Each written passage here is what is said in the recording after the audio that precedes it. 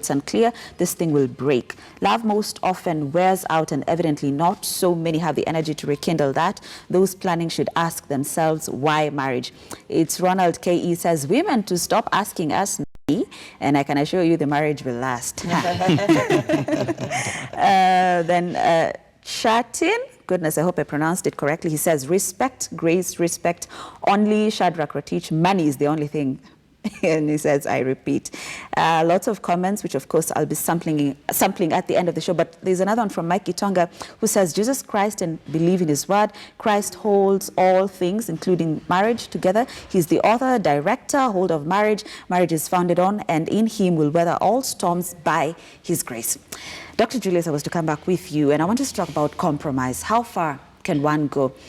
Because you mentioned that in the beginning, you know, you've sort of like found it hard to tell her you love her, right? Mm-hmm. Yeah, that's what she wanted. Isn't it a bit obvious? Yes, of course. Sorry for asking that. No, I think what looks obvious to everybody is not obvious to okay. an individual. You see, sometimes, as you say, we grow up with a lot of things that you see. You grow up never hearing sometimes some of these words. And so, but you still feel loved. And so you think if you also create the same environment of love, it will be speaking from the air, not from your mouth. And that was very, very hard for me. I used to feel like something is killing me when I'm saying those words. Simply saying, I love you. But I would do things that were right, and I would do things to show love, but I would never say the word. I love the look on your face. And what I believe the reason we're here together is because marriage is not for two perfect people. And there are people who are waiting for the perfect conditions. Even the Bible says very well, if you observe the wind, if you observe the clouds, it will never sow. So there are people who are waiting for the ideal woman to come along. A woman who obeys, submits at all times. And that will never happen. And that is where compromise comes in. You have to lower, not actually standards, sometimes just to get to a lower level so that you can be able to reach to your partner and bring them up. I'm kind of a person who probably, if I'm cooking, because I cook sometimes, especially chapati, if I'm cooking, I will cook and I will make sure that everything that I'm cooking with, I put the plate there, I will put the spoons together. If something, maybe something makes the table dirty, I will wipe it immediately. My wife, on the other hand, is a person who wants to cook, and after all the cooking and after all the eating, then that's when she will do the cleanup. Now, you see, if I expect her to do my way, we'll have a lot of disagreements. If she expects me to do her way, I will be so unhappy. And so that is where there are things that will not kill a marriage, where you just look and you know him, he squeezes the tube for the toothpaste from the top, and this guy does it from here. It will not change. It will not make the toothpaste to disappear. It will still be in there. So the thing is, you have to look at your partner and don't put some standards that they cannot be able to meet, because you'll always be unhappy throughout. And that is where compromise comes in. But there are things you cannot compromise about. You can't compromise about your belief in God. You say you lower your standard, so I will not be going to church because this guy, I want to meet him. Or I will not go to school because this guy is not, or this woman is not so educated as me. There are things you will not compromise your standard. Use those things. When it comes to something like religion, use religion to pull that person to where you are, not to go where they are. Use education to get them from where they are to where you are. That is also a compromise. But marriage will never work if you are not giving way to the other person. I finalize by saying this: we are all created for each other. But most of the times we tend to be selfish. You want to only receive and receive and receive. Think about the other person, the need of the other person, and begin to see, how can I meet the needs of my spouse in a better way? When you begin to do that, you will also be a happy person, because you'll not be so disappointed all the time. And it will make your marriage to be more sizzling and happier. So if his socks, they're always under the bed, just understand. That's him. Find a loving formula.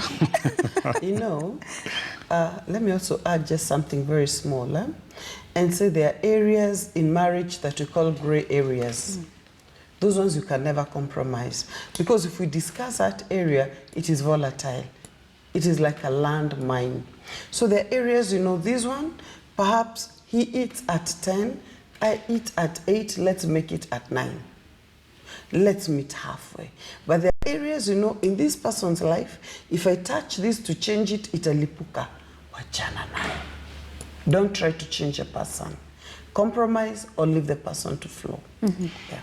Yeah. On compromise, I would say the greater good is the health of the relationship. So if you're thinking compromise, you should be asking yourself, how does the relationship benefit? If I have it my way, will the marriage thrive? If she has it her way, will the marriage thrive? If a compromise will move the marriage forward, then by all means go for the compromise. Always put, we normally say in a marriage, there is the wife, the husband, and the marriage. The marriage is an entity. And compromise is supposed to be towards feeding the marriage. You can win, he wins, but you starve the marriage. At the end of it, you will have nothing to celebrate here. Yeah. Now, let me remain with you, Mr. Francis, because I'd like us to talk about post-marital counseling. I actually don't think most of us know about it. If you could talk to us about it. Like Julia said, they did not, earlier, in their days preparing for marriage, they did not really have access to what we call premarital counseling.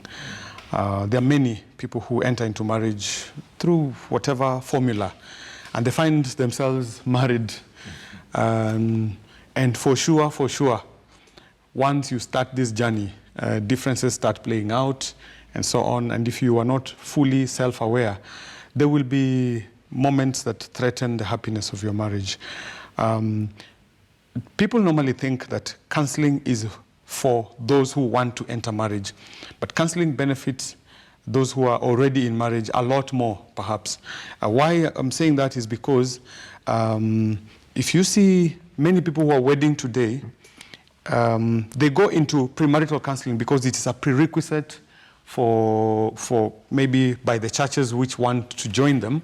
They say one of the things you have to tick in the list is you must have gone through a premarital counseling program, have a certificate that shows that. So you will find, because I'm involved in premarital counseling, you will find that in premarital counseling, people are really going through the motions.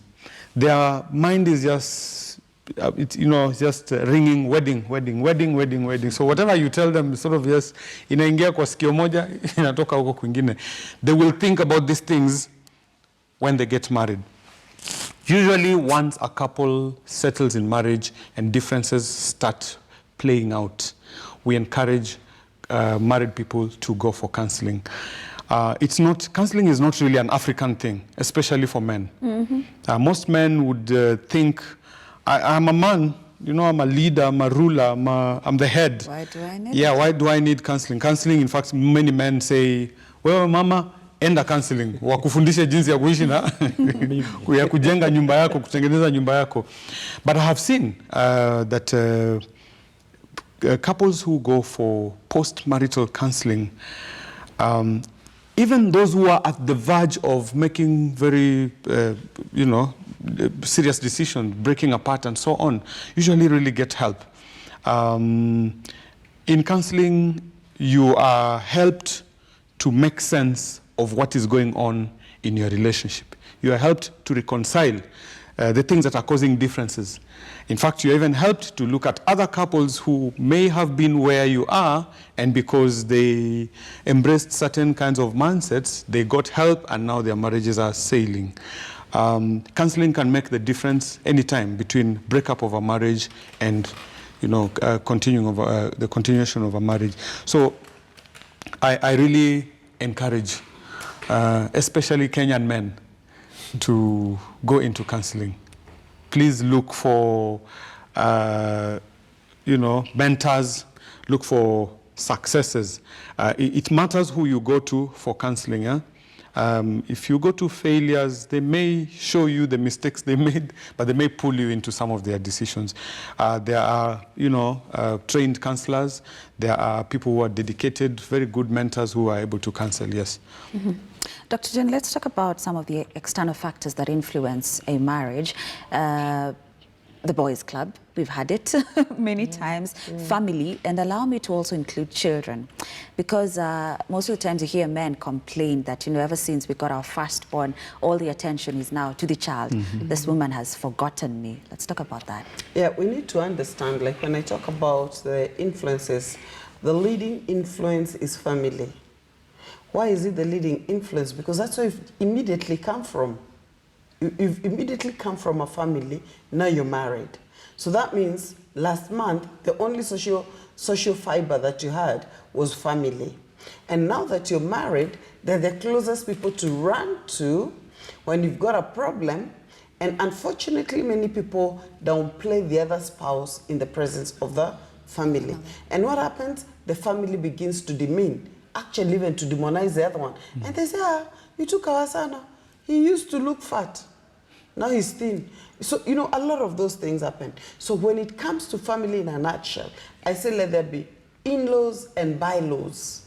There should be by-laws that you should actually agree upon earlier on. For example, we've just come from an overnight meeting with people who have been divorced, separated, not married, others widowed. We've just come from it right now. And, most of them were saying that the family would interfere so strongly and they would hate on the person so strongly because of mistakes that perhaps the man would report or the woman would report.